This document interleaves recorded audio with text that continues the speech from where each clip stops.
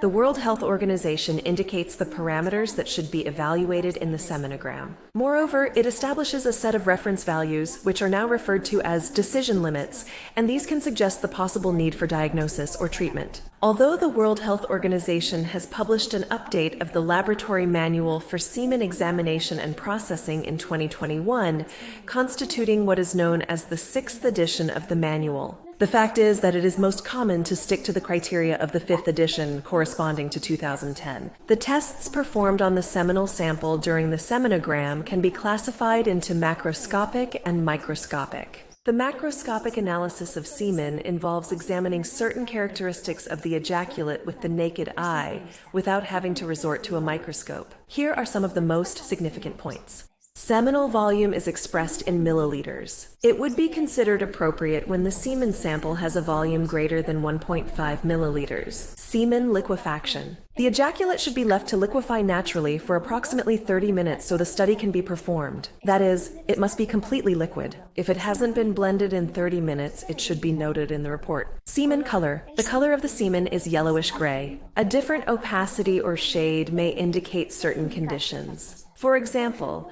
a sample that presents a reddish-brown hue may be an indication of the presence of red blood cells. Viscosity.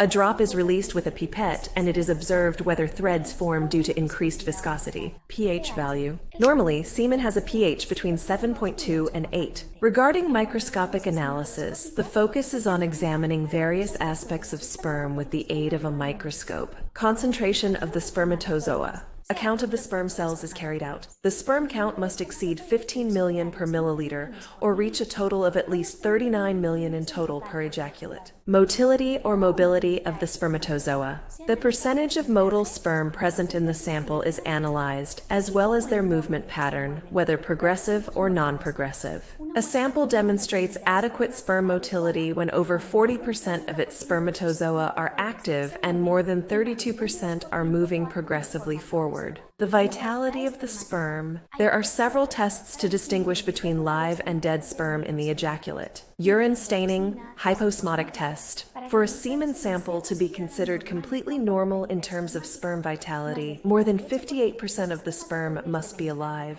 Morphology of spermatozoa. The shape of the sperm is evaluated and analyzed to see if they have any abnormalities. At least 4% of the spermatozoa must exhibit a normal shape in order for the sample to be considered normal in accordance of sperm morphology. Presence of leukocytes in the sample. A count of round cells is made and they appear in quantity under the microscope. There should be a maximum of 1 million leukocytes per milliliter. A higher amount would be indicative of infection. If you want a more detailed explanation of the macroscopic and microscopic parameters of the semen analysis, I recommend reading the article I've linked in the description. Considering all of the above will greatly help in interpreting the results of the semen analysis. In this manner, one could form a rough idea of whether the semen sample could exhibit any alterations. Nevertheless, the interpretation of the semen analysis results should be carried out by a specialist.